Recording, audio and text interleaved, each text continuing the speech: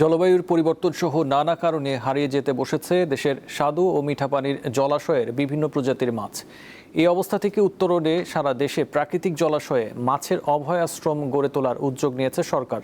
এর ফলে নওগাঁর বিভিন্ন জলাশয়ে দেশীয় মাছের প্রজনন বৃদ্ধির আশা সংশ্লিষ্টদের।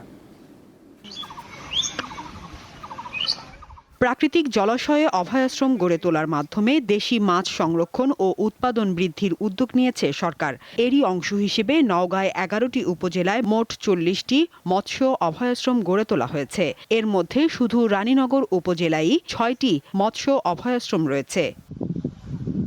দেশের নদ-নদী, খালবিল ও হাওর এলাকার অভয়াশ্রম দেশীয় মাছ সংরক্ষণ ও উৎপাদন বৃদ্ধিতে সহায়তা করবে, এমনটাই আশা সাধারণ মানুষের। মাছ এখানে বংশবৃদ্ধি করতেছে এবং পানি বৃদ্ধি পাওয়ার পর মাছ বিভিন্ন জায়গায় ছড়িয়ে ছিটে যাচ্ছে। ছোট যমুনা নদীতে 2টা অভয়াশ্রম করা হয়েছে, একটা হচ্ছে রঘুসার দ আর একটা হচ্ছে তারাপালের দ। এই অভয়াশ্রম করার পর এখানে মাছের সমাগম ভালো দেখা যায়।